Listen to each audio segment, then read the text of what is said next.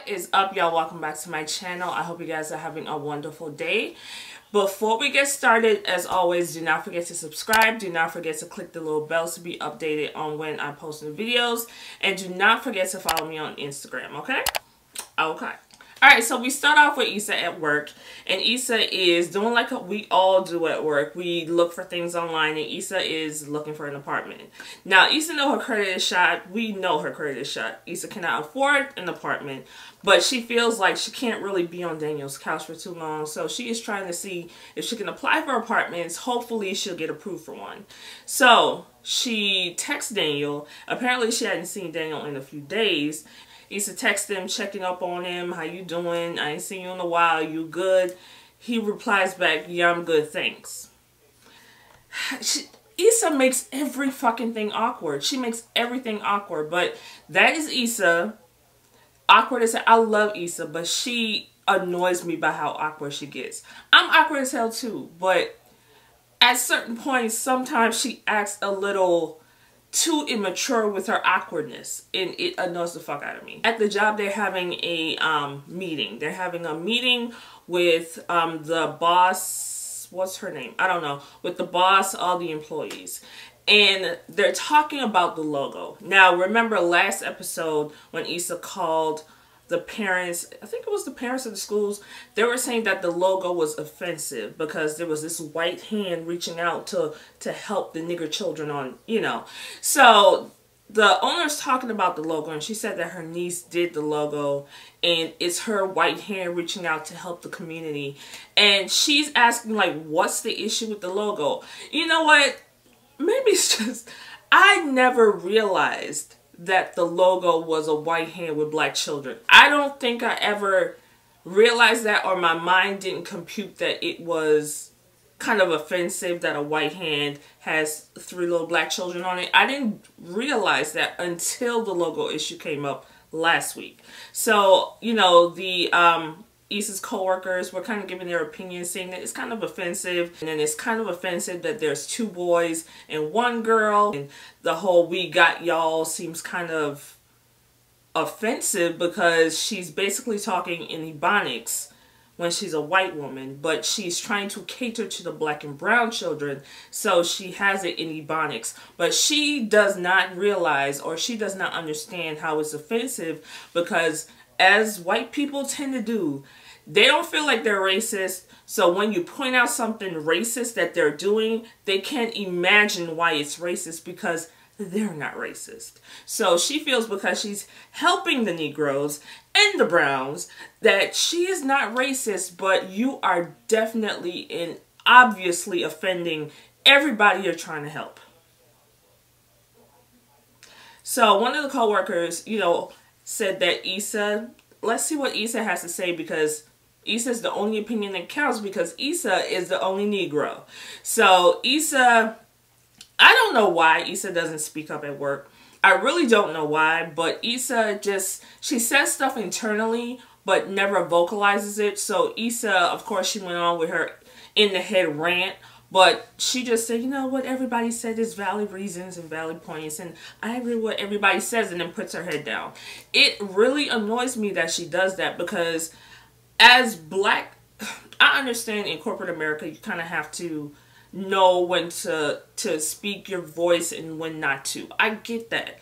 But when something is offensive to you, and when you feel offended by something that somebody is doing, I feel you should speak up. Not saying you have to cuss the motherfuckers out, but you have to verbalize, at least let them know that what they're saying is offensive to you as a woman, as a black person, as a gay person, whatever the case may be, because if you don't check them, they will continue to do it because they don't see the issue. So Issa, I really want Issa to kind of verbalize and vocalize shit at work, because what she's doing now is really not helping her, not helping the job, not helping these kids. So just be an adult, Issa. Like, God damn, just be an adult. Okay, so we're just gonna stick with Issa, and then we're gonna go with Daniel. Alright, so Issa decides to meet with Kelly to go over her finances, because Kelly is an accountant. And Kelly's talked about, like, the way your money is kind of funny. You're not going to get an apartment without a co-signer. And Issa was like, she's been doing her live. She's been working. She's, you know, she needs to figure out how to get out the rut. And when they pan, when they're like from the view of Kelly, you can see Kelly's computer, and Issa has a fucking credit score of 425. Now, I've seen low. My credit score was 5 something at one time. I remember that. Years ago, my credit score was low. 525, I remember. Or 550. Mine was 550. Very low. I have never seen somebody's credit score 425. Not saying that it can't happen, but what did she... I just don't understand how she became an adult. I don't get it. Issa's credit score is 425, and you can always work on your credit score. That's something that you can always build. If it goes down, you can always work to build it back up. That's what I did.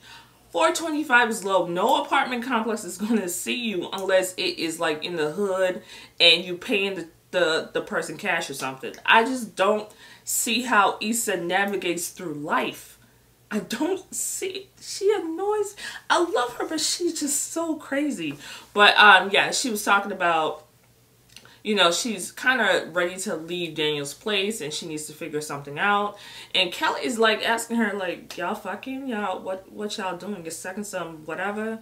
And Issa was like, no, I'm just on the couch. And, you know, and Kelly was like, okay, so you cleaning, you cooking, you buying groceries. And Issa does none of that because Issa does not think. If I'm sitting on somebody's couch, if I am homeless and I'm begging somebody to let me sleep on their couch, I'm going to do what I got to do. I'm going to clean up. I'm going to wash dishes. I'm going to buy groceries. I'm going to do what I'm going to do because I am now a burden to somebody else. Issa don't think like that. She's sleeping on this couch. Issa don't do shit. He don't pay. He never asked her to go half on no bills. She never paid him no rent. Nothing. He is literally allowing this grown person to stay in his house, and she is contributing nothing to the household. And Issa, being a person of adultness, does not even realize that I may just want to go ahead and buy some toilet paper for this house. She does not think of any of that. And it's crazy. And, you know, Kelly was like, girl, you have to stay as long as you can because you have to save money if you want to get on your own. If you're not paying him anything, this is the perfect opportunity to save your stuff. She got a call about a position for a property manager. So at least she's looking for another position. All right, so Issa's at lunch with her coworkers. And this is the first time I've actually seen her outside of work, just having a casual conversation with these people. And they're all at a restaurant, but Issa has her bag lunch with her peanut butter sandwich and her granola bars and everything like that.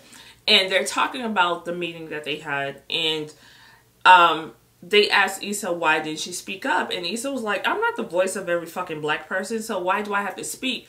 But you technically, in that setting, you are the voice of every black person, and it is your job to speak up when it comes to blackness. But you know, they told her you are the only black person there, so yeah, speak up. Like the guy said, I'm the gay person. I speak up about, you know, gay equality, and that's what I do, and this is just the role you have, which is true. So I don't understand. I know Issa doesn't want to rock the boat, and she's awkward, but at some time you kind of have to stand up for shit. All right, so after lunch, Issa calls Daniel. Basically, you know, I guess she took heed of what Kelly told her, and she called him, she told him that she was going to Costco and she would buy some toilet paper. Does he want 2-ply or what? He's so... That girl is... But he clearly is kind of annoyed. It's like Daniel likes Issa a lot, but he is just annoyed by the dumb shit that she does. And, you know, she takes that time to ask him if she can stay a couple more weeks because she's still trying to save up money. he lies and told her that the girl that he's seeing is kind of uncomfortable with her there, so he can give her a week. But other than that, she has to figure out where she's going to go. Which was a complete lie, because they did show when Daniel was with this girl at her house, and he was like crowding around her, and she obviously was not interested. She looks like she has him as a fuck buddy, and he is trying to create her into something else, because she's saying, so why aren't you around the other girls that you fuck with? Like, why are you still here? And, you know, he said, well, you know, his homegirl's at his place and she's trying to get her shit together. And she was like, well, I mean, you could go over there and help her get her shit together. Like, she does not want... He's a fuck buddy to her. That's exactly what he is. And I think he is making it more to Issa to make Issa feel bad about what she did to him.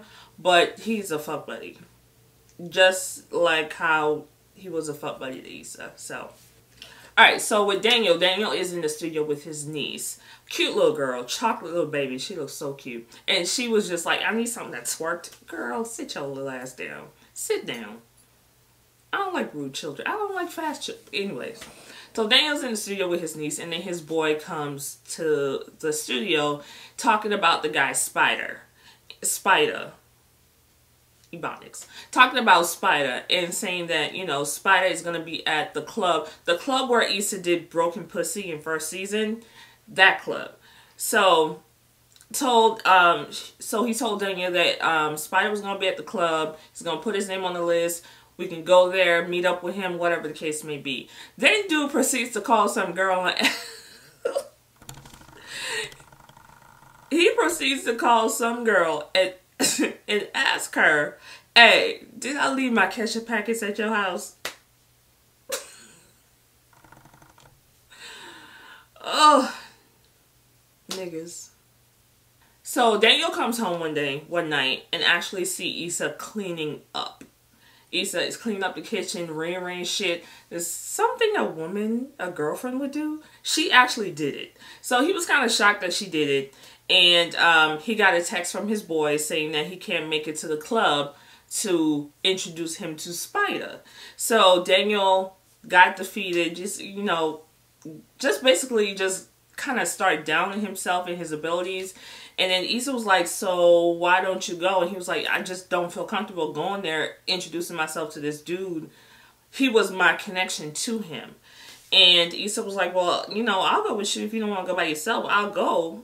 You know, so they decide to go to this club, and I was like, I hope they fuck. I really do hope they fuck. I like them together. I really do like them together.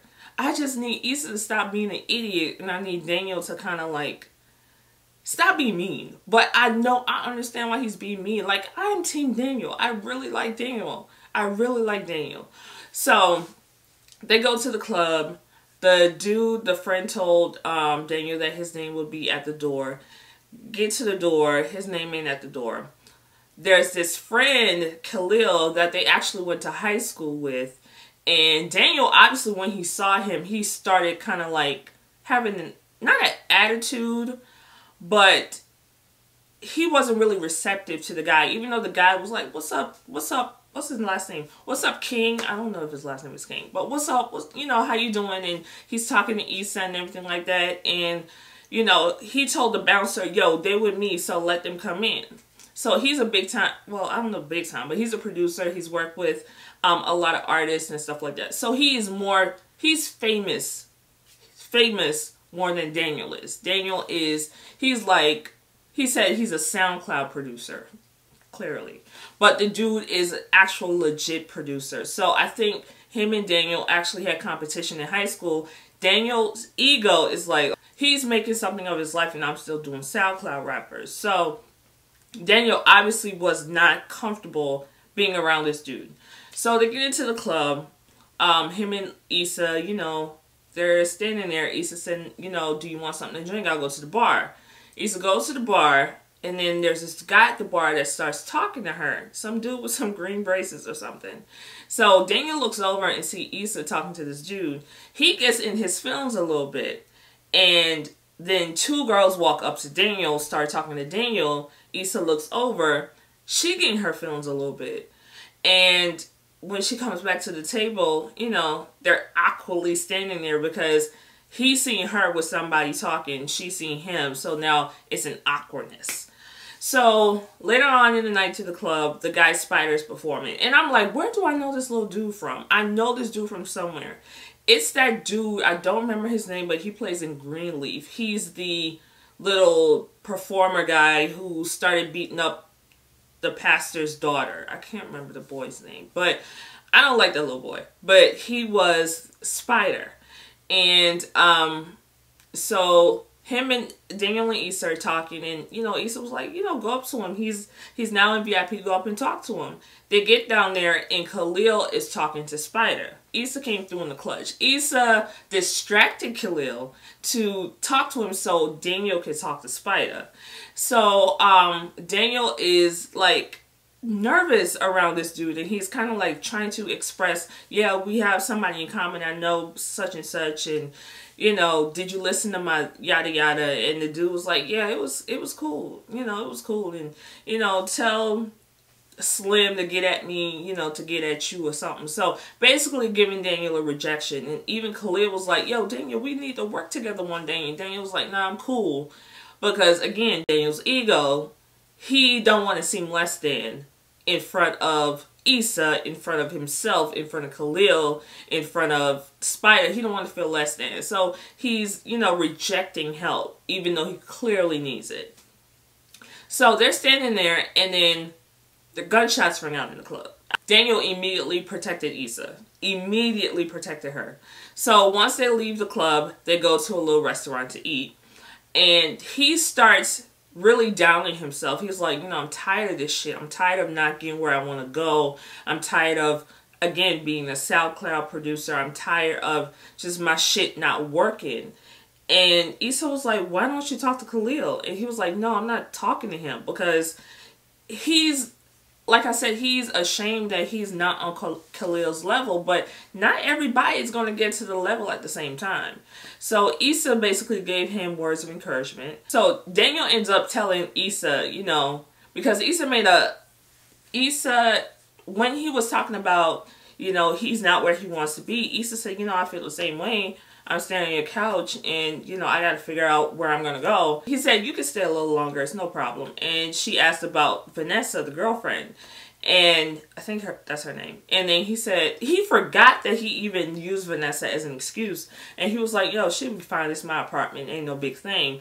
But, you know, he loves Issa around. He gets back to the apartment and he decides to do the grown man shit, put his ego aside and call Khalil and, you know, say, you know, let's go ahead and work together. So that, I really did like that because Issa put it in perspective for him and he saw what she was talking about and decided to do the right thing. So I really appreciate that. So Issa's sitting down on the couch, this is where she sleeps, and she was, you know, starting complaining about the couch, said that, you know, it bothers her neck. And he came over and, he is so fine. He came over and started giving her like a neck massage, a shoulder massage. And I was like, okay, they're going to do it. They are going to get some. They are going to pleasure each other tonight. But he said, no, he said, you can sleep in the bed tonight. My eyes, my ears perked up. And he said, well, I'll be working all night, so I won't even be in there. So she was like, okay, cool, thanks.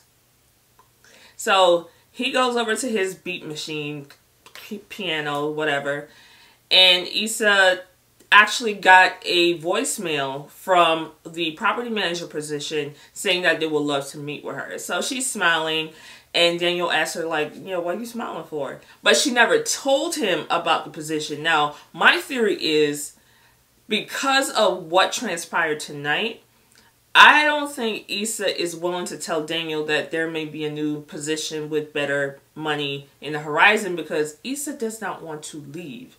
She wants to stay there. She wants to stay with Daniel. So I don't think she's wanting to tell him just yet because things are kind of progressing in a different direction.